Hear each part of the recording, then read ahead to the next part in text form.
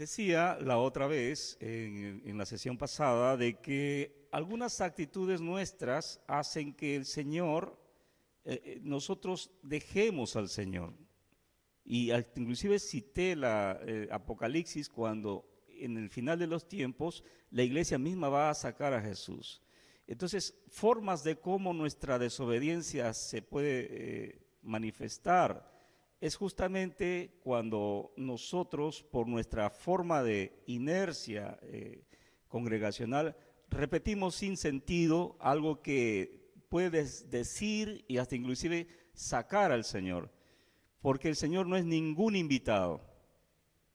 Si tú aceptaste a Jesús, ya está en ti, y Él es el dueño, Él es el Señor. Aún sin aceptarlo, Él es el Señor de tu vida. Entonces, Él no necesita que lo invites, porque el invitado se tiene que ir bajo nuestros términos humanos.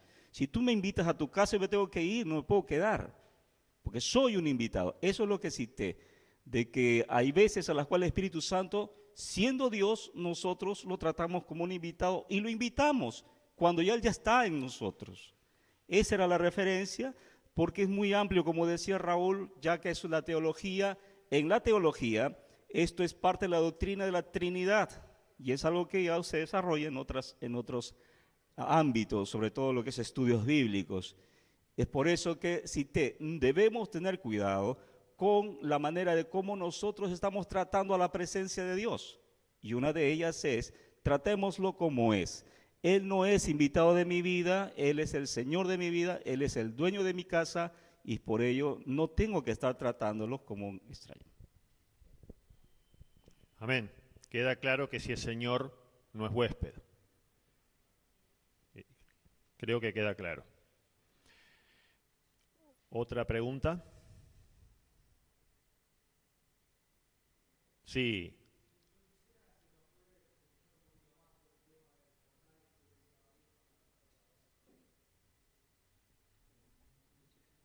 El portal que se iba a abrir con la Torre de Babel. Yo no recuerdo bien cuando estaba el circulito ese dando vuelta. Bueno, con esto cerramos, así que después de esta pregunta seguimos.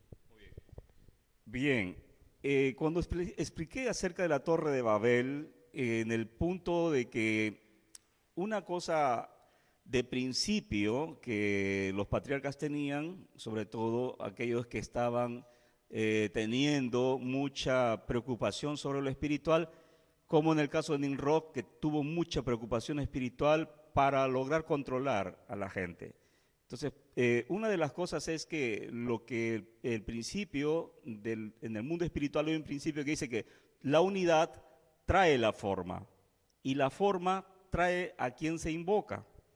Entonces ellos estuvieron unidos y tenían que seguir al paso siguiente. La forma, construir la torre, era el segundo paso para luego, una vez construida la torre y tenida la ciudad, invocar al Señor de sus vidas. En este caso, Nimrod se iba a proclamar Dios, y en él estaba Satanás, Lucifer y todos los títulos que tenía. Entonces, cuando dije que la forma, en cierta manera, cuando está céntrico, llama a la invocación. Eso es lo que vamos a ver en unos segundos. Pero la Torre de Babel es un ejemplo que se cita porque justamente a Dios lo movió bajar desde su lugar para Él mismo descender y confundir las lenguas para que nadie oiga a su compañero y no se cierre el oído espiritual, no esté completamente cerrado y de esa manera pueda estorbarse un trabajo. Por eso es que la Torre de Babel es una forma, una base de cómo espiritualmente se trabaja. Cuando tú estás unido en el espíritu, sobre todo vas a tener que manifestarlo a través de formas.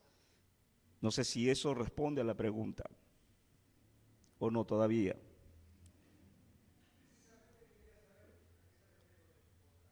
El portal, justamente es eso, que una forma abre puerta espiritual. Espiritualmente es como abrir puertas. Cuando alguien tiene formas, espiritualmente se abre puertas. es lo que se le llama también en el mundo espiritual como el derecho legal.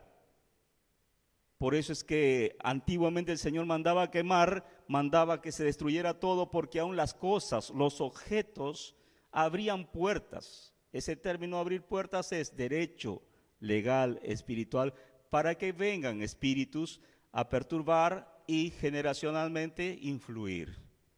Eso es un portal.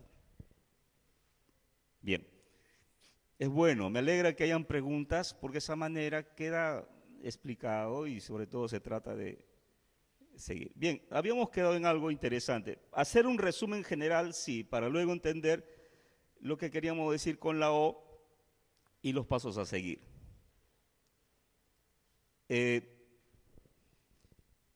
Hay algo interesante. Dijimos de que Dios quiso enseñarnos algo en cuanto a lo que era el término imagen y semejanza.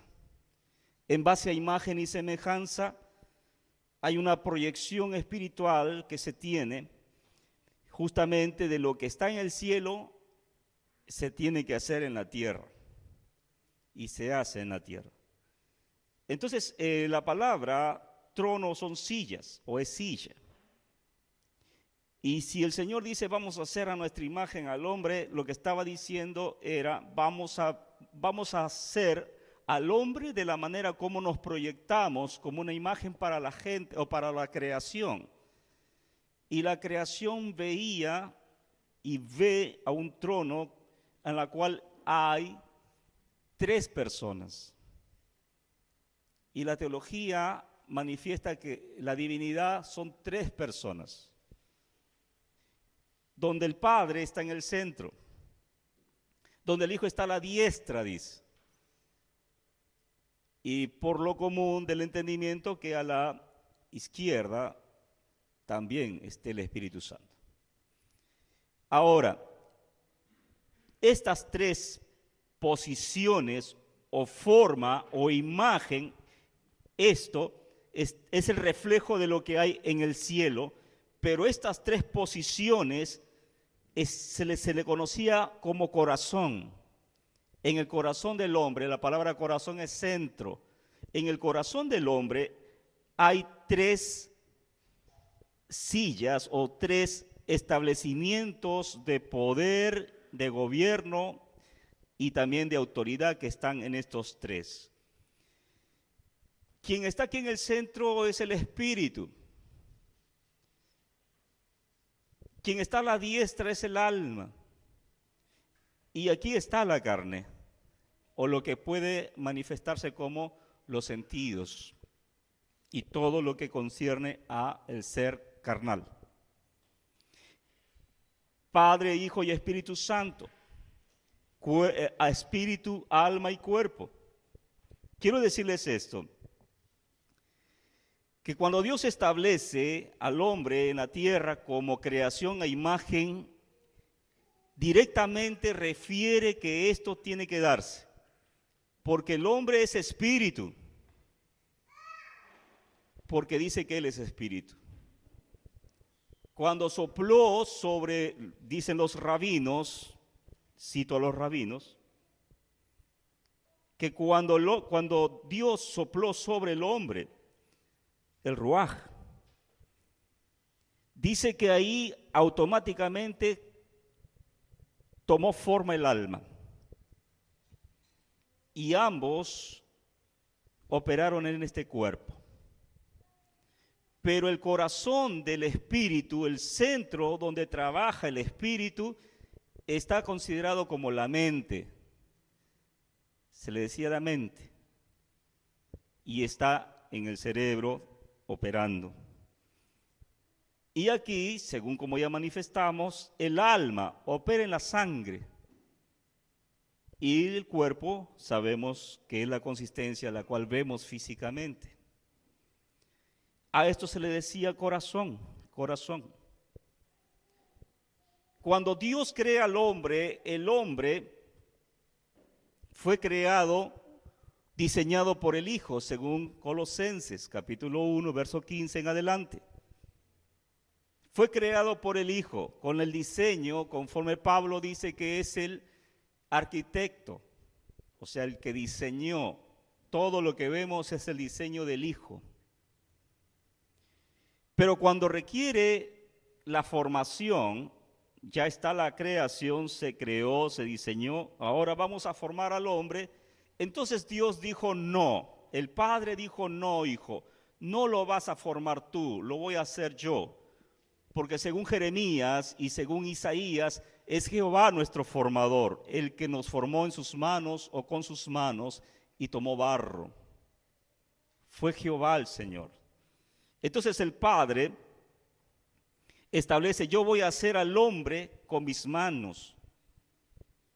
Y entonces la pregunta es, ¿por qué es que el Padre quiso hacer al hombre con sus manos? Porque según una aplicación lexo fija, pero bajo el contexto paleohebreo, significa, diezmo significa 10 dedos. Pero bajo el contexto griego, bajo el contexto latino, diezmo es la 10ª parte. Porque si tú te preguntas por qué das los diezmos, debes tener un entendimiento espiritual. El entendimiento espiritual del diezmo es que es 10 dedos, obra de tus manos, de lo que Dios a ti te dio para hacer. Y entonces Dios, el Padre, presentó a la creación su diezmo, la obra de sus manos. Por eso es que el diezmo es un acto espiritual de imagen y semejanza de Dios. Si tú lo entiendes, lo vas a dar porque es de Dios. Y la ofrenda es el Hijo. Dice que Él ofrendó a su Hijo. Pues Dios ofrendó y diezmó. Porque espiritualmente, porque en el contexto, se podría decir en el contexto histórico o en esa dispensación, es que Dios nos mostró desde el origen que Él lo hizo. Entonces, al crear el Señor y el formador, al hacernos, el Espíritu Santo sopló sobre ese ser creado y nos dio vida.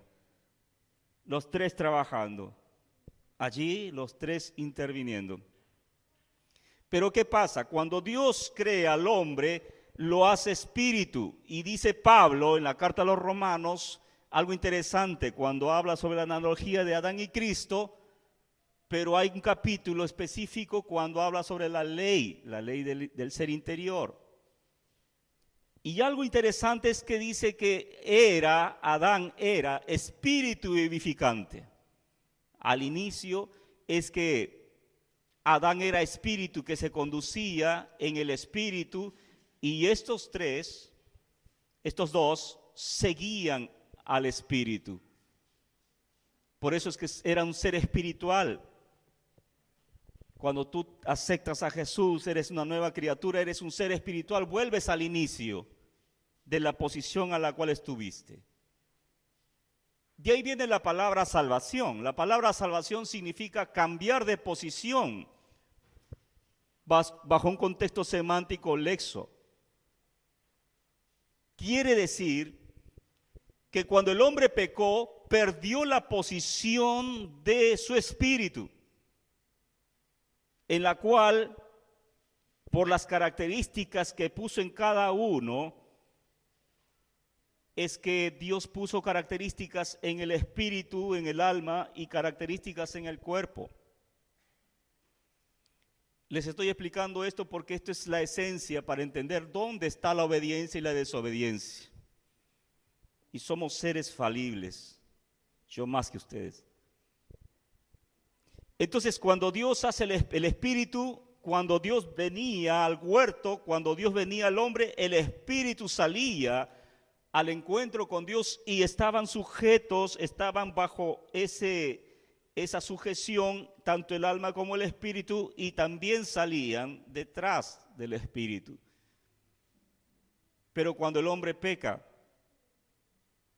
el espíritu pierde su posición. Por eso dice Lucas que él ha venido cuando habla de Zaqueo, capítulo 19 de Lucas, él dice, él ha venido para restaurar lo que se había perdido. ¿Y qué se había perdido? La posición del espíritu, que fue tomada por el alma.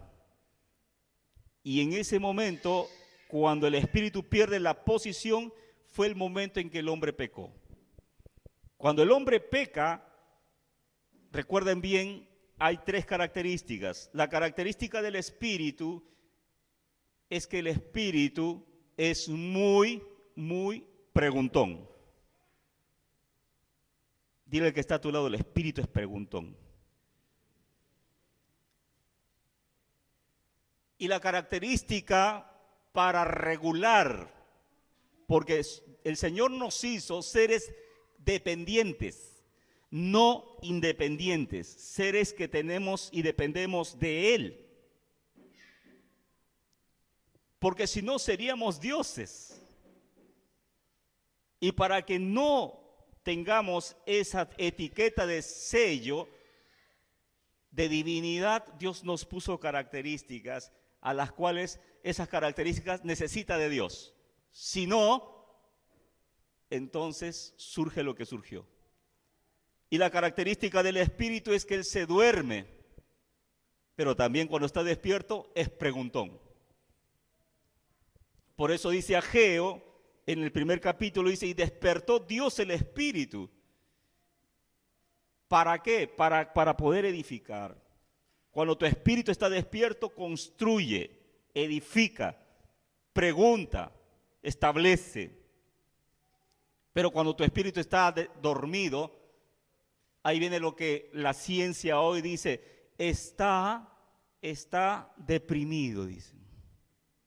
No quiere nada, no tiene fuerzas, no quiere nada, desalentado, dice.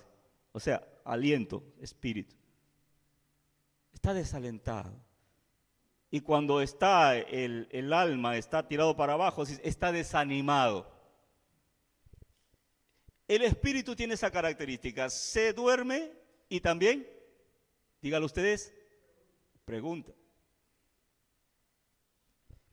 Dios vio que el hombre no tenía una ayuda idónea. La pregunta es, ¿cuándo es que se dio cuenta Dios? ¿Por qué no se dio cuenta cuando lo creó y lo crió?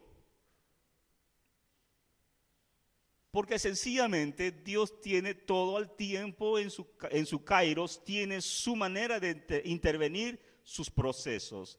Por eso dice Isaías 55 dice que sus pensamientos son más altos, igual sus caminos, sus procesos. Entonces Dios puso esa característica en el espíritu para que de esa manera pueda depender de Dios. Dios puso característica en el alma es muy emocional, muy inquieta, muy de apuro, pero el alma también tiene algo, tiene emoción, tiene voluntad y tiene el deseo y el albedrío está en el alma. O sea, la capacidad de poder decidir, o en todo caso, de poder determinar por voluntad, por deseo, a dónde inclina su deseo. Eso lo tiene el alma.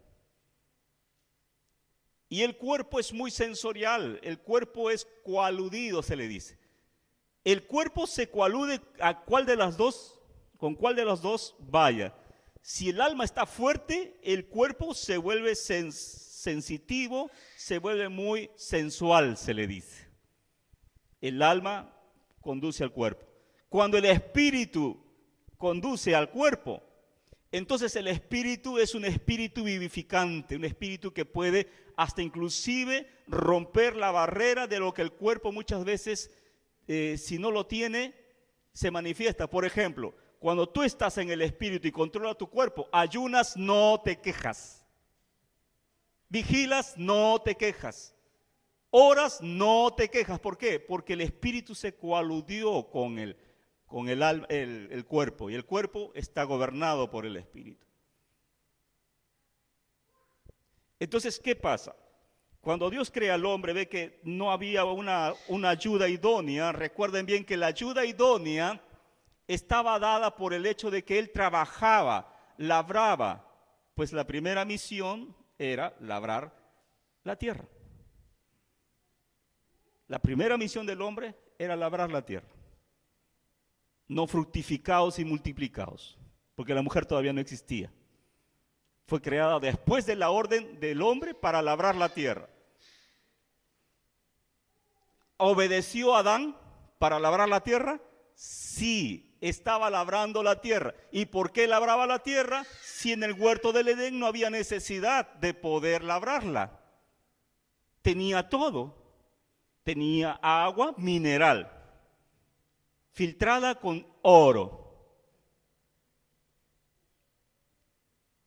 Tenía vegetales, habían árboles comibles, nos quedó uno nomás, que era la canela.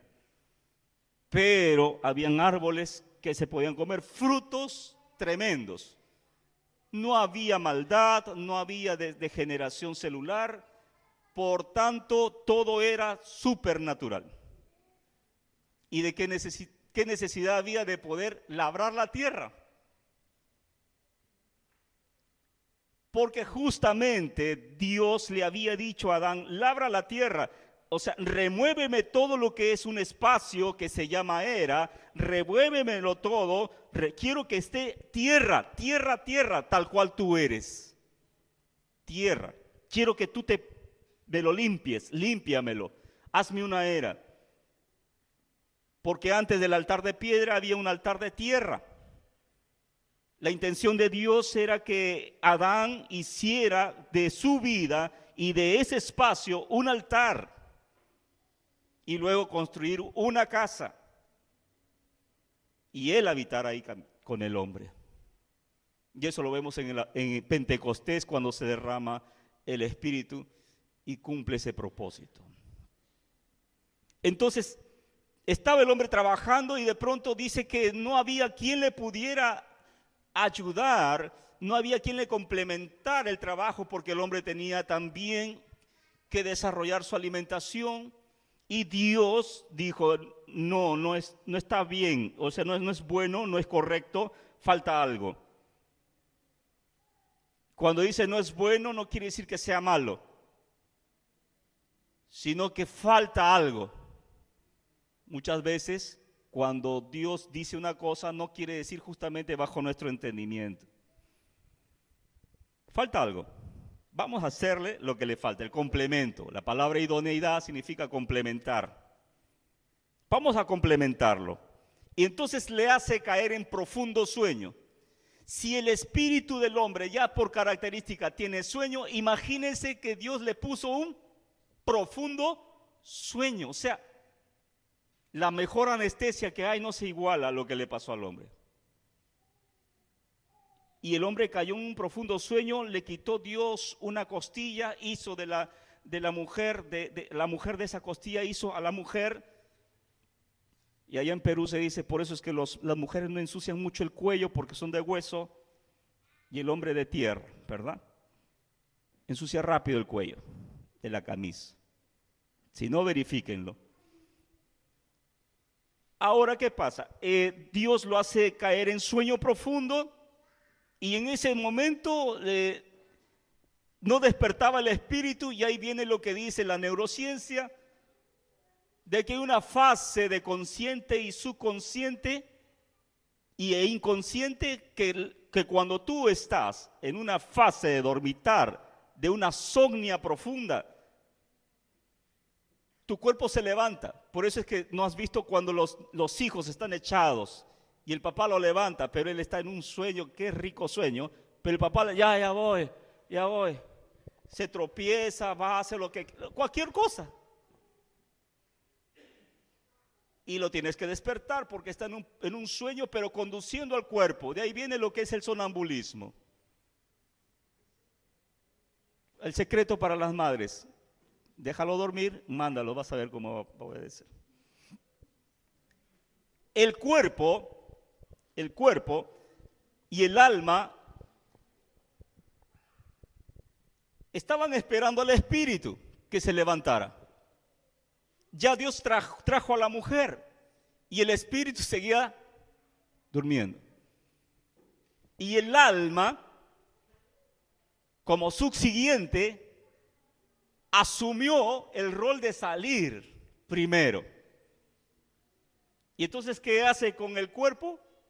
Con la carne se coaluden y sale el alma primero y sale la carne segundo y el espíritu por inercia sale. Y ahí usted puede ver en Génesis de que cuando el alma toma el control, va directamente a la carne.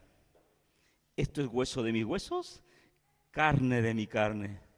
Y el alma no vio a Dios, porque el espíritu estaba dormido. Si el espíritu hubiera estado despierto, hubiera salido primero y hubiera dicho, bien, Señor, ¿y qué quieres que haga? No sé, ¿para qué me trajiste?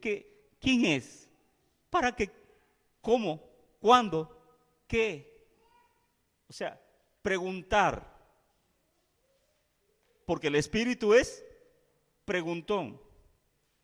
Pero el alma es impulsiva. Sacó de la presencia a la mujer y lo llevó a pasear por ahí. Y usted sabe, ya se imagina, a seguir explorando, hueso de mis huesos, carne de mi carne. Cuando retorna el alma a posicionarse en su lugar, él se sienta en medio. Y ahí es cuando Pablo dice que el hombre, Adán, se convirtió en alma viviente. En alma viviente. Y el alma tomó el lugar del espíritu. ¿Qué pasó? Hay un mutismo. O usted ve en Génesis que Adán está despierto y va preguntando y va hablando. Adán tiene el control. No, hay un mutismo. Es la mujer quien asume ir al árbol, asume obedecer, asume darle el oído a la serpiente y asume comer primero. Y al momento de comer, en cuestión de segundos, entra ese fruto y le cambia la voz. Porque dice el Señor en ese mismo capítulo que le dijo al hombre, por cuánto obedeciste la voz de tu mujer. Y la pregunta es, ¿en qué momento habló la mujer? Si tú lees Génesis 3, no le dice, Adán. ¿Y en qué momento le habló? Pues de una manera muy suposicional se entiende de que la mujer habló, llamó a Adán y Adán no pudo retener. ¿Por qué? Porque la voz de la mujer había cambiado en una voz tan sensual, tan atrayente, que el hombre mismo se dejó atrapar por la voz y caminó como cordero al matadero. Porque el alma estaba controlando a Adán. Por eso es que Adán no pudo obedecer a Dios. Por eso es que no obedecemos a Dios. Porque capaz tú y yo estamos siendo controlados por nuestra alma. Por nuestras emociones vivimos. Y no por el Espíritu de Dios. Solo lo tenemos por teoría el Espíritu de Dios. Soy cristiano, sí, pero nos comportamos como almáticos y carnales. Entonces cuando llega el Señor Jesús, ve al hombre, el alma tomó lugar, pero se asentó el pecado en la sangre del hombre. Y entonces dijo Dios, es necesario que se haga un sacrificio de tal grado que se saque toda esa sangre y que pueda hacerse un sacrificio de tal manera de que vuelva la posición del Espíritu. Por eso es que cuando se predica la palabra, cuando tú oíste la palabra, de una manera consciente e inconsciente o subconsciente, oíste la palabra es espíritu, viene a tu espíritu que está en la posición de tu alma y el espíritu está durmiendo, viene la palabra ¿a qué? A despertar tu espíritu. Y cuando viene la palabra, te despierta, la palabra es vida, que dice que es, Hebreos 4:12, que es eficaz, cortante, penetra hasta el espíritu, dice. Lo despierta, vamos, despiértate, muchacho. No es tu lugar. Y el espíritu cuando se despierta, cuando el espíritu es despertado, hermanos, ¿qué pasó? ¿Qué pasó? Señor, ¿y qué hago aquí? ¿Qué hago aquí? Y el Señor te dice, ve a tu lugar. El Señor nunca violenta tu alma, ni le da órdenes a tu alma. Él te da la fuerza por la palabra para que tú mismo y yo mismo le diga al alma, bueno, salí de ahí, vamos, camine, salga de ahí. Y el alma tiene que salir. Por eso es que, me están sacando de este lugar, no me quieren, no me aman, me voy. Y el alma vuelve a su lugar y el espíritu toma el control nuevamente y ahí somos seres espirituales que obedecemos y oímos al Señor en nuestro espíritu, en nuestro ser. Pero cuando estamos en ser espiritual, el Señor está ahí presente, ya está en tu ser.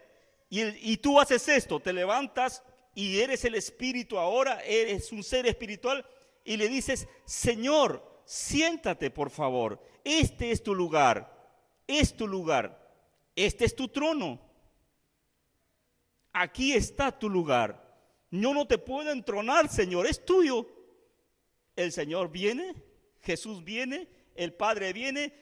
En Juan capítulo 14, el verso 21 y 23 dice que Él viene y hace morada en tu vida y está contigo y cena contigo. Quiere decir, tiene comunión. Se sienta Jesús, se siente el Padre, se siente el Espíritu Santo. Y ahí es cuando tú y yo somos recién nacidos y Él nos toma en sus brazos. Somos recién nacidos, estamos en sus brazos, somos niños. Cuando llega el momento en que creces, el Señor te suelta. Vamos, es tiempo de caminar. ¿Por qué? Porque sencillamente eres espiritual. ¿Alguien no entendió esto? ¿Se entendió? Pregunto, ¿se entendió, hermanos? ¿Entiendes lo que significa salvación? Es cambiar la posición. Significa de que hay algo que Dios quiere hacer en tu vida, hacer cambios del espíritu al espíritu de Dios. Dice que el espíritu da testimonio a tu espíritu de que eres espiritual o que no lo eres. Hemos quedado en la O es interesante porque la O se forma como si fuera, ahora quisiera por favor, porque es algo muy práctico, capaz así se entiende más rápido. Necesito 5 varones, rápido, aquí en medio. Pero lo que es rápido, ¿saben lo que es rápido, verdad? Vuelen. Tómense de las manos en círculo. Hagan un círculo. ¿Qué ves? Un ruedo. ¿Y Dios qué ve arriba? Una O. ¿Se entiende ahora? ¿Qué ves? Un ruedo. ¿Y qué ve Dios arriba? Si tú te vas para... ¿Quién quiere irse arriba? Lo que va a ver desde arriba es una O. ¿Sí? Una vez que está formada la O, el Señor primero quiere que formes esta O, pero para que formes esta O necesitas vínculo. Quiere decir que esto, lo que es tomar la mano, que el hermano aceptó a su hermano, hay aceptación, es vínculo. Vínculo es cuando tú aceptas y eres aceptado. Listo. ¿Qué pasa cuando tú y yo estamos en amistad? Hay un vínculo. Espiritualmente el Señor nos ve así. Él nos ve así. Esto es un vínculo. Pero hay algo interesante, voy a correr. Cuando uno forma o se forma una ronda, esto lo saben bien los satanistas, lo saben bien las religiones, lo saben. Los cristianos somos los únicos que estamos ignorando verdades espirituales.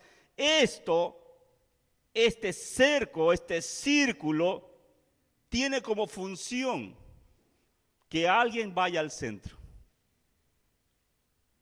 El objetivo de hacer un vínculo, el objetivo de hacer una ronda es porque alguien va a ir al centro.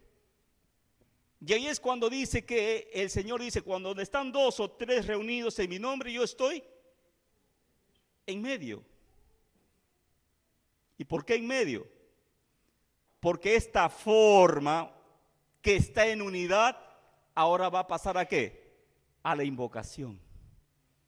Una vez que está la forma, ya está la forma. ¿Ya hay unidad? Sí, porque hay un vínculo.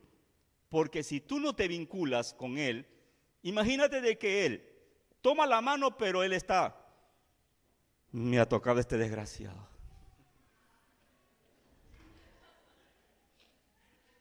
Tengo que tomar la mano todavía. Sí. Espérate nomás cuando salga.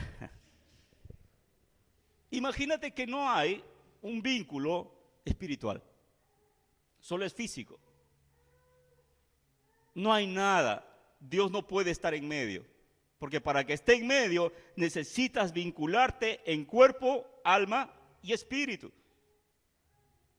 Una vez que tú te pones a orar, o yo me pongo a orar, mi cuerpo, mi alma y mi espíritu hacen esto. ¿Cuándo? Cuando oras, cuando lees, cuando cantas, se hace esto. Y ahí es cuando el Señor dice, yo estoy en medio. Si 2 o 3 se ponen de acuerdo, yo voy a responder, pero hay que poner de acuerdo. Y la palabra acuerdo, significa, según la léxica fija, sin cuerdas que te aten para ir a hacer vínculos. Entonces, ¿qué pasa? Va al centro. ¿Quién va al centro? El Señor. Una vez que está el Señor en el centro, ahora ir. O ir. Pueden ir. ¿Se comprendió? Parafraseando, oír es entender la O y luego ir. ¿Qué pasa cuando tú vas? Te vas, pero no estás con la O. Te vas, lo haces, pero no lo entiendes. Y no estás unido al propósito. Lo hago porque me ordenó tal, pero no entiendo de que la orden que me dio, ¿hay algo por la cual yo tengo que entender? Sí, las cosas que se hacen se tienen que entender. Sí, las cosas que Dios quiere requiere entendimiento, porque si tú y yo no tenemos entendimiento, entonces dice que hay una cautividad, será llevado cautivo tu pensamiento. Salmo 25, 14 dice, Dios se vincula con los que le respetan. Y Proverbios 3, 22 dice, Dios se vincula con los justos. Esto lo hemos hecho, es el vínculo. Ezequiel dice 20:37, os haré pasar bajo la vara, y hay vínculos de paz, hay vínculos del pacto, vínculos de paz, y también hay vínculo perfecto, que es el amor. La unidad genera la forma, es lo que hemos estado explicando de manera ejemplar, eso lo hemos visto. Esto es lo que hemos estado tratando de entender. Romanos capítulo 10 dice, porque todo aquel que invocar el nombre del Señor, ¿qué va a pasar? Va a cambiar de posición. El Señor viene a cambiar tu posición, porque estás condenado, vas a la vida eterna. Tienes salvación en el sentido de cambiar la posición de condena a estar libre, a estar en paz. Te cambia la posición. Si te estás ahogando en el agua, el Señor viene y te levanta del agua, te cambia la posición, es salvación. Todo aquel que invoca va a cambiar su posición. Una vez que tú y yo aprendamos a invocar, entonces vamos a tener cambios posicionales. Amén. ¿Me pueden decir amén? Muy bien. Esto lo hemos visto, Jesús se pone Y esto es muy interesante, hermanos. La obediencia tiene como esencia ¿qué? El oír. La oración tiene como esencia ¿qué? El,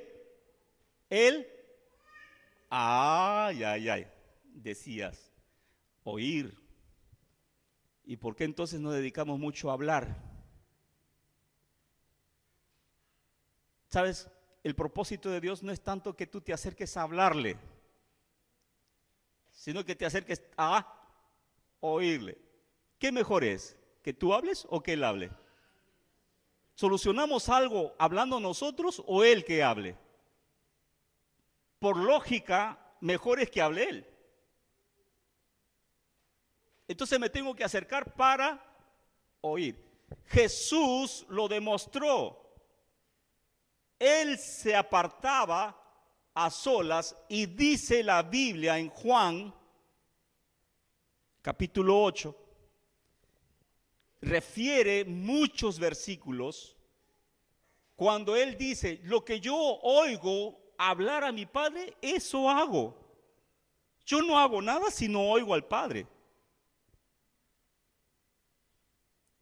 Lo primero que se le enseñaba a los profetas en la escuela de profetas era, acerca tu oído y dile, heme aquí, solamente. ¿Se acuerdan de Samuel, verdad? Dios le habló a Samuel y él no sabía que era Dios y le viene a Elí y le dice, ¿me llamaste? Y le dice Elí, si te habla otra vez, dile, heme aquí. Ya voy terminando. ¿Sí?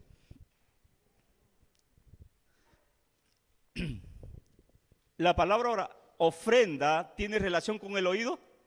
Sí. La palabra ofrenda significa acercarse, acercar. Cuando tú le das a alguien, y con eso cierro, cuando tú le das a alguien, el principio que tenían los patriarcas, que lo aprendió bien Abraham, era, de ahí viene la palabra hospitalidad, de que cuando tú le das una ofrenda a alguien, le das algo a alguien, espiritualmente acercas su oído espiritual para ti. Para que cuando tú tengas necesidad, Él va a sentir tu necesidad, va a oír tu necesidad. Y ahí es cuando tú dices, no sé, pero parece como que alguien me está hablando de que tengo que darle esto a tal hermana. No sé, y te vas a esa hermana, el Señor me habló de que te tengo que dar esto, no soporto más, pero todo el día me está, dale. ¿Estás oyendo espiritualmente? ¿Por qué? Porque la ofrenda que tú haces te acerca y hace que conquistes el oído de la persona a quien das. Por eso es que el Señor puso como una de las cosas que tiene que ver dentro del culto es ofrendar, porque la ofrenda acerca el oído. Amén. Vamos a cerrar aquí. Creo que sí.